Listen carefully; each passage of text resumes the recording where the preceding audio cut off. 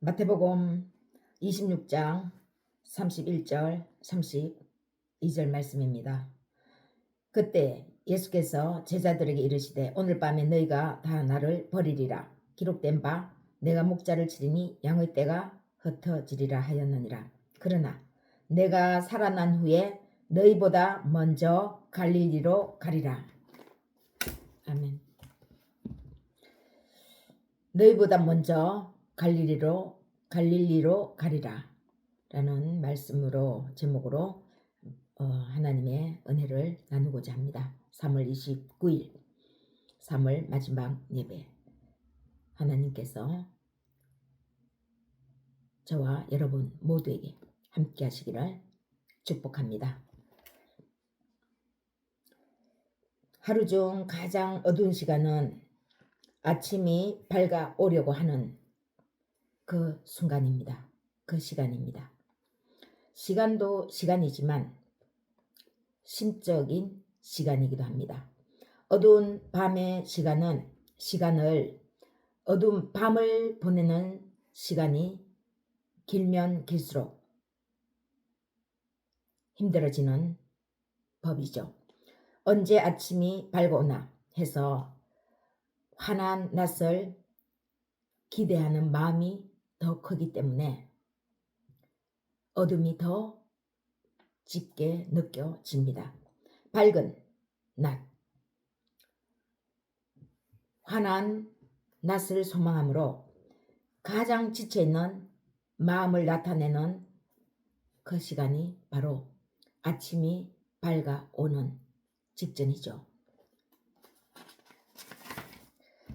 인간의 삶에서 어둠이 절정에 다다른 시기가 있었습니다. 죄악으로 어둠이 세상을 덮었고 그 어둠이 환한 낮을 향해 가는 시간이 있었습니다.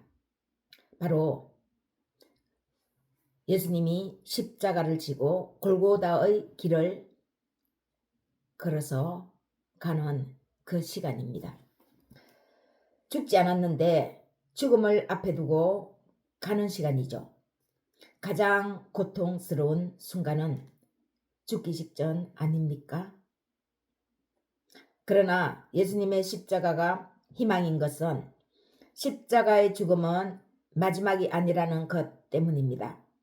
예수님은 이 부활을 바라보기에 자신의 십자가가 인류에게 환한 빛을 선물할 수 있기에 온갖 수난, 모진 고통, 채찍질을 당하며 가는 것이었습니다. 어둠의 시기에는 인간의 마음은 강팍하고 완고합니다. 어둠이 인간 마음을 덮쳤기 때문입니다.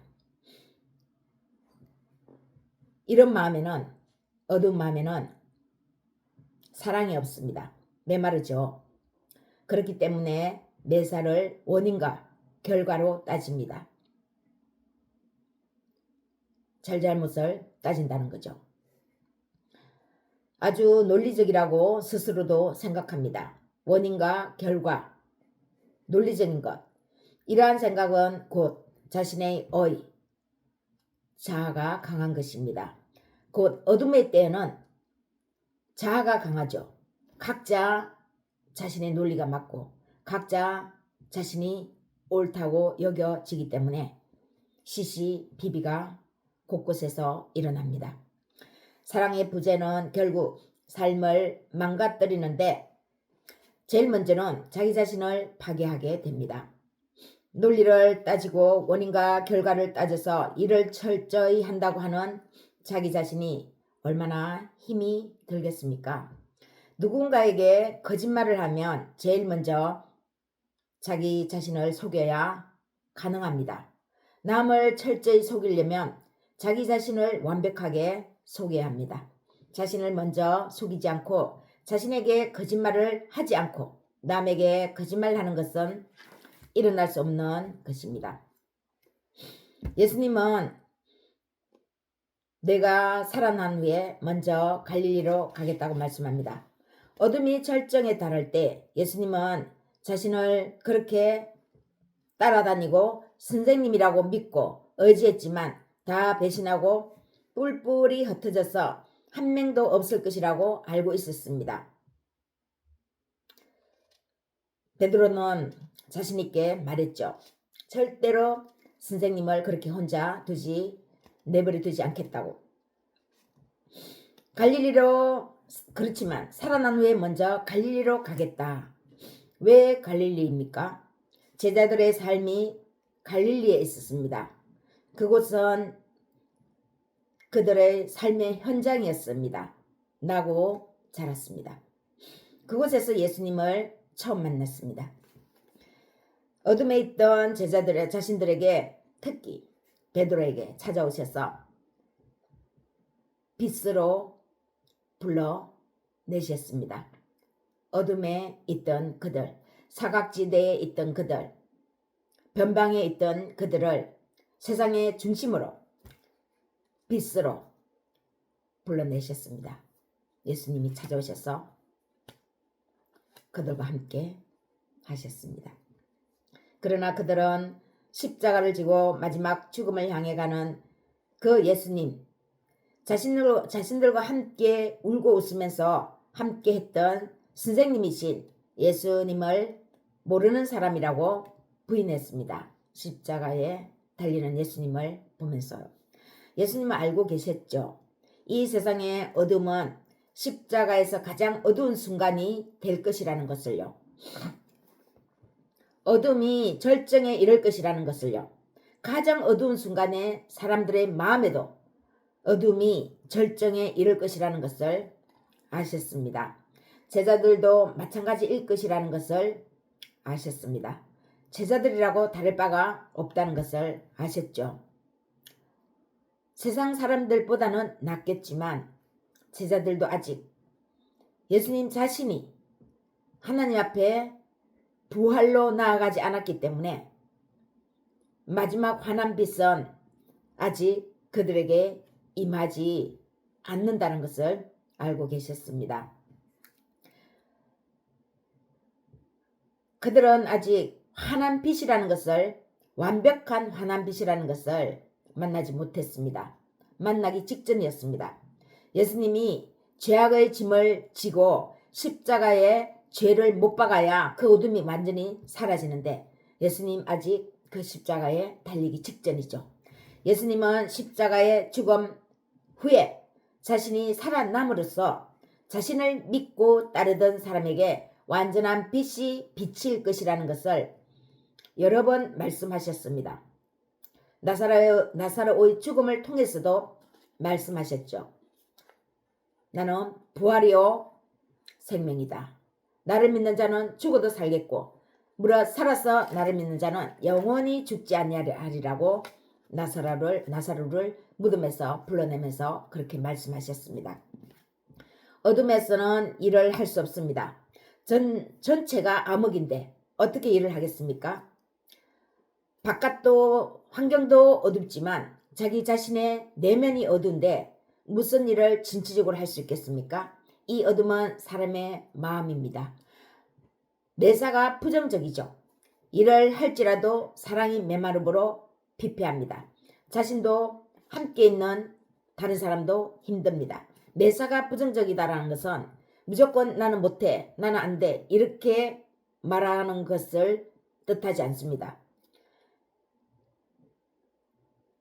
그냥 매사에 원인과 결과를 놓고 된다 안 된다로 판단하는 거죠. 안에서 나는 저거 할 수 있겠다. 안 되지만 하나님이 나와 함께 하시면 할 수 있겠다. 이런 마음이 드는 것이 아니라 그냥 사안을 보고 어떤 사물을 보고 된다 안 된다로 딱 벌써 판단해 버립니다. 이것이 바로 부정적인 마음입니다. 그래서 우리는 대부분 사람들이 부정적인 사람인지 잘 모르는 거죠. 그 사람이 말을 할 때 저 사람은 부정적인 성향이 강하구나 못 알아보죠. 왜냐하면 그냥 사물을 딱 보고 냉철하게 이성적으로 판단한다고 생각하기 때문입니다. 그런데 예수님은 바로 이 갈릴리를 찾아오십니다. 자신과의 만남이 있고 그들의 삶이 있는 그곳에 예수님은 그들의 삶을 소중하게 여겼습니다. 그들의 삶 하나하나를 소중히 여기셨습니다. 예수님은 오실 때에 우리의 삶과 동떨어진 것으로 오시지 않습니다. 우리의 삶에 깊숙이 아주 사소한 일에, 작은 일에 관여하시고 말씀하십니다. 예수님을 믿으면은 무슨 대단한 일을 크게 해야 할 것 같지만 그 대단한 일을 할지라도 사소한 작은 일에서부터 시작하는 거죠. 그래서 예수님은 우리의 사소한 삶을 성실하게 우리에게 비춰주십니다. 그들의 삶이 있는 그곳에 그들의 어두운 삶을 지어주시려고 예수님은 내가 먼저 갈릴리로 가겠다. 부활한 그 생명을 갖고 제일 먼저 너희들의 삶이 있는 그곳, 너희들이 나고 태어난 자란 그곳에 내가 가겠다. 이렇게 말씀하시는 것입니다. 어둠을 걷어내고 이전의 사랑, 믿음, 소망을 회복시키려고 하는 그런 예수님의 의도입니다. 우리는 어떤 말도 들을 수 있고 어떤 말도 듣지 않을 수 있습니다. 들을 수도 있고 듣지 않을 수 있습니다. 그런데 이 마음은 온전히 자기 자신이 결정하는 것이지만 자유의지죠. 그런데 이 자유의지가 자신의 마음대로 안 된다는 것입니다. 어둠이 덮쳐 있으면 자연스럽게 자신의 자유의지는 자신이 결정하지만 그 어둠에 의해서 결정을 내리는 결정이 되는 것이죠. 어둡게 세상을 바라봅니다. 매사를 볼 때에 자기 자신의 이익으로만 봅니다. 내가 이익을 챙기지 않으면 내 것은 없어. 이런 급한 마음이 생기는 거죠. 세상이 어둡기 때문입니다. 자기 자신이 어둡기 때문에 이렇게 내 거 먼저 챙겨야지. 이 마음이 급합니다. 그러나 부활은 자신의 마음이 먼저 깨어나고 환한 빛을 만났기에 다른 사람의 유익을 생각합니다. 때로는 자신의 이익도 생각하지만 먼저 남을 살리려는 마음을 먹습니다.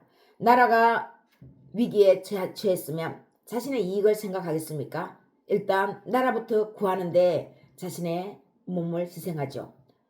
나라가 없으면 나도 없다라는 생각을 하는 것입니다. 주권을 찬탈하면 내가 무슨 소용이 있겠느냐 이렇게 생각하는 것입니다. 그래서 때로는 이 부활은 바로 다른 사람의 유익, 남의 유익, 공동의 유익을 먼저 생각합니다.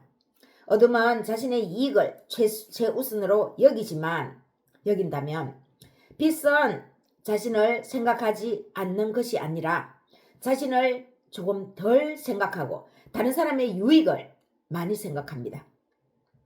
예수님은 우리에게 삶의 역설을 얘기합니다. 삶의 역설이 뭡니까? 삶은 우리가 생각하는 세상적으로 생각하는 삶은 살려고 아등바등 하는 삶이죠. 죽지 않으려고 살기 위해서 아등바등하는 삶이라면 예수님이 우리에게 가르치는 삶의 역설은 죽고자 하면 산다. 그리고 살고자 하면 죽는다. 이것을 가르쳐 주십니다. 이는 곧 자신은 조금 덜 생각하고 남의 유익을 생각할 때 오히려 결국 그 생각이 자신의 인생이 더욱더 환한 빛으로 펼쳐진다고 하는 것을 말합니다. 다른 사람을 살리려고 할 때에 결국은 그 살리려고 하는 마음이 내가 산 것이 된다라는 것이죠.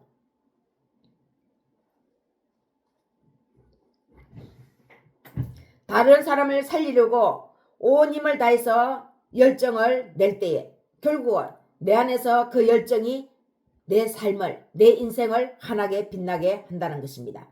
그런데 내가 살고 남은 아랑곳하지 않으면 결국은 옆에 있는 사람도 죽고 자신도 죽고 세상이 황량합니다. 마가복음 4장 8절에서는 말씀합니다. 30배 좋은 마음을 갖고 좋은 말씀을 들으면 30배, 60배, 100배의 결실을 얻는다고 했습니다. 말씀합니다. 부활에 관한 빛의 마음은 이타적인 마음, 좋은 마음입니다.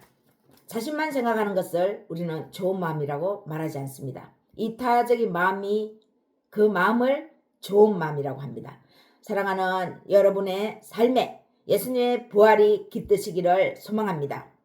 누구나 사람 안에는 어둠과 빛은 있습니다. 어두운 면이 있으면 빛의 면도 있죠. 제일 첫근인 제자들마저 예수님이 어둠의 절정을 향해 십자가를 향해서 가는 그 시간에 제일 첫근인 제자들마저 어둠에 휩싸였습니다. 이런 일이 있기에 우리는 삶을 귀하게 선물 받을 수 있습니다. 어둠이 무엇인지를 알기에 빛이 귀한 것입니다. 어두워 보았기에 빛이 얼마나 소중한가를 알게 됩니다. 한 번도 어둠에 처해져 보지 않은 사람이 빛을 비춰준들 그 빛이 이렇게 고마운 선물이구나 하고 생각하겠습니까? 배신을 해보았기에 사랑하는 사람을 배신하는 것이 얼마나 아플까를 생각하고 알게 됩니다.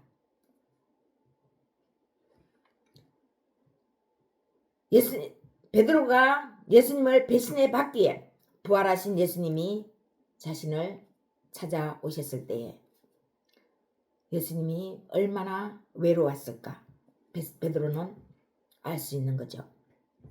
세상은 예수님을 잘 모릅니다. 그리고 세상은 잘 살아가는 듯해 보입니다. 예수님이 없어도요. 알지 못해도요.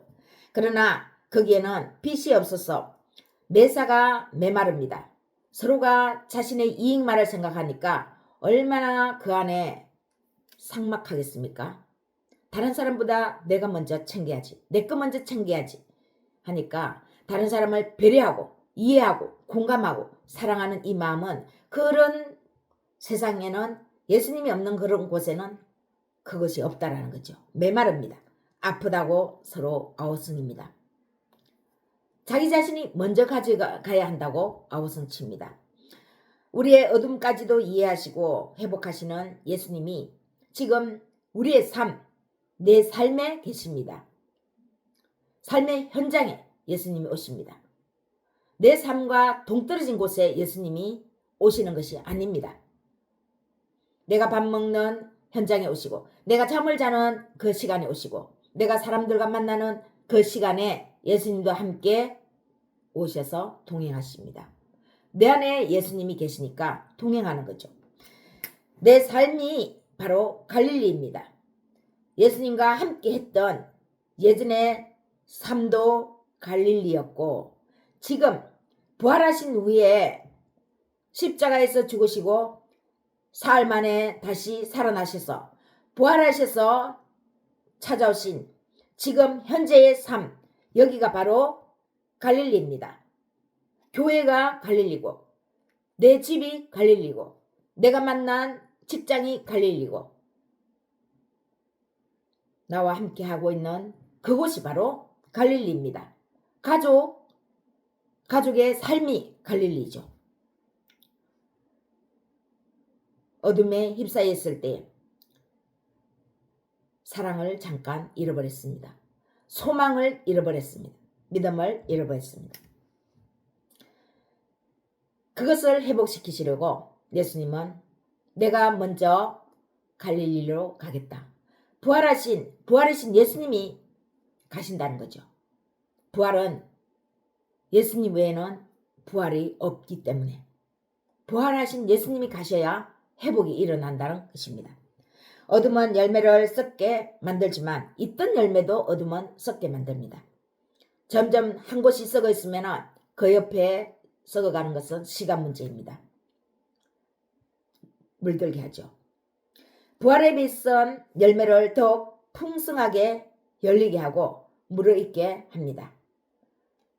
부활의 빛은 한 개의 열매를 한 개 더 열게 하고 그 열매가 햇빛을 받아서 더욱더 맛있게 무르익게 합니다. 들어는 좋은 땅에 떨어짐에 마가복음 4장 8절 말씀 들어는 좋은 땅에 떨어짐에 자라 무성하여 결실하였으니 30배나 60배나 100배가 되었느니라고 말씀합니다. 부활하신 예수님으로 인해 풍성한 열매를 맺는 저와 여러분의 지금부터의 인생이 되시기를 축복합니다.